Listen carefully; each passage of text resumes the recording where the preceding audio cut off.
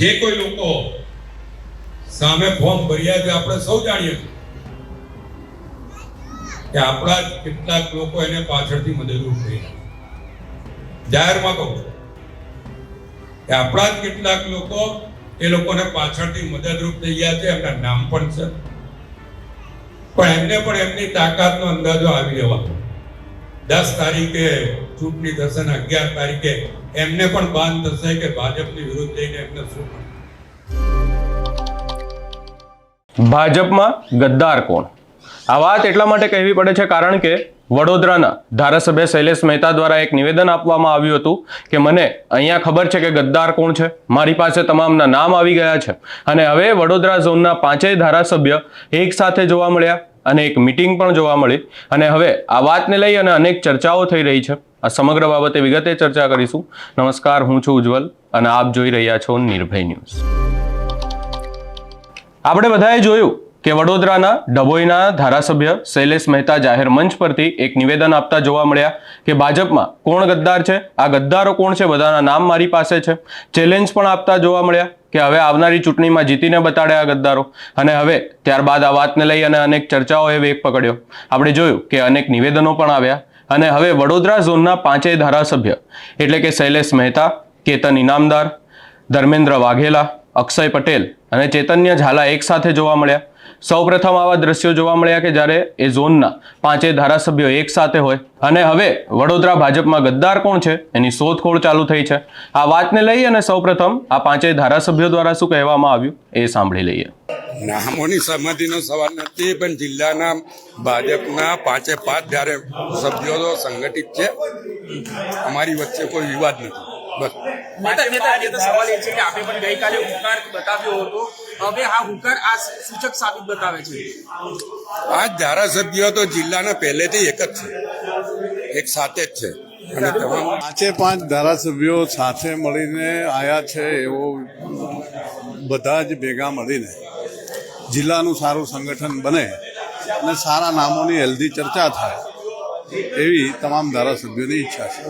એક સવાલ એ છે કે જે રીતે ગઈકાલે શૈલેષભાઈએ પણ એક હુંકાર હતો કે કાર્યકર્તાઓ જ અમુક ગદ્દારી કરી બતાવે, તો હવે એ કાર્યકર્તાઓ સામે કડક વલણ અપનાવવામાં આવશે કે કેમ? એ તો પાર્ટી કડક વલણ જ્યાં ક્યાં એવું લાગશે એ પાર્ટી કડક વલણ અપનાવશે અને જે કોઈ એવા હોય એને એનો સબક મળશે. પાર્ટીના નિરીક્ષકો આજે અમારા ત્યાંથી પ્રદેશમાંથી આવ્યા છે.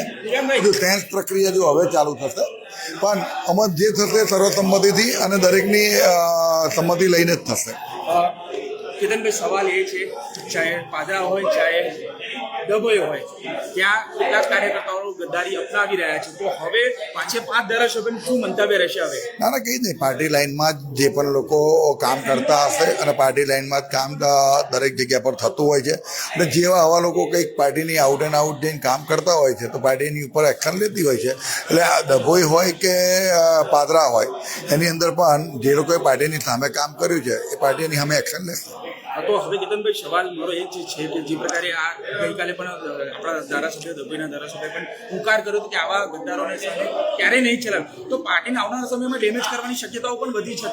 પાર્ટી બધા જ લેવલથી વિચારીને કામ કરતી હોય છે. એટલે જે પણ પ્રક્રિયા જ્યારે પણ કંઈક થઈ હોય અને જ્યારે પણ કોઈ અવગણના થઈ હોય તો પાર્ટી એની સામે શિસ્તોના પગલાં કે કંઈક પણ જે પણ એમને યોગ્ય લાગે કરતું હોય છે. તો આ જે આ 5 ધારાસભ્યો એક સાથે આવ્યા છે એ સામે બતાવે છે કે અમે લોકો તો કાયમ એક સાથે છે, વર્ષોથી સાથે છે. જ્યારથી અમે ધારાસભ્ય નહોતા ત્યારે પણ સાથે હતા, ધારાસભ્ય છે તો પણ સાથે છે. એટલે આમાં તો સંમતિ જેવું પહેલેથી અમારો બધા વચ્ચે છે. વડોદરા જિલ્લાનું જે આજે સંગઠન નક્કી કરવા બાબતે જે પ્રભારીઓ આવ્યા છે એની સમક્ષ ધારાસભ્યો સંગઠનની સાથે છે અને તમામ સંગઠન એવું મજબૂત બને કે ભારતીય જનતા પાર્ટીનું તમામ લોકોને સાથે લઈ અને મજબૂત સંગઠન બને એ બાબતે અમે બધા ભારતીય જનતા પાર્ટીના 5 ધારાસભ્યો એકત્ર થઈ અને કાર્યકર્તાઓને જવાબ આપશે. ચોક્કસ કે અમે બધા સાથે લઈને લોકોને ચાલે, સંગઠન અને ચૂંટાયેલી પાક સાથે રહીને કામ કરે અને એક મજબૂત સંગઠન બને એ રીતે ચોક્કસ અમે બધા સાથે છીએ.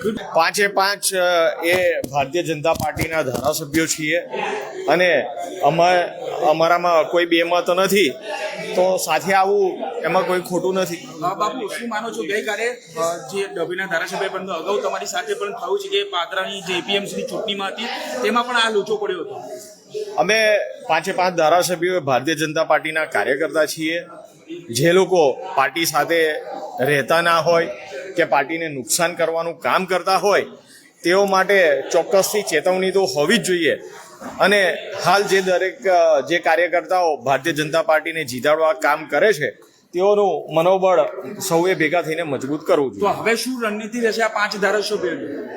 અમારી રણનીતિ એક જ છે, ભારતીય જનતા પાર્ટીને જીત અપાવી. કેવી રીતે ભારતીય જનતા પાર્ટી મજબૂત થાય, ભારતીય જનતા પાર્ટીનો કાર્યકર્તા કેવી રીતે ગ્રાઉન્ડ પર જઈને કામ કરે, એ જ અમારી પ્રાથમિકતા છે. આગામી સમયમાં એપીએમસીની ચૂંટણીઓ આવી રહી છે. આ ચૂંટણીને લઈ અને હવે ભાજપમાં ગદ્દાર કોણ છે એની શોધખોળ ચાલુ થઈ છે. ભાજપ નેતાઓ દ્વારા નિવેદનો આપવામાં આવી રહ્યા છે, મિટિંગો કરવામાં આવી રહી છે.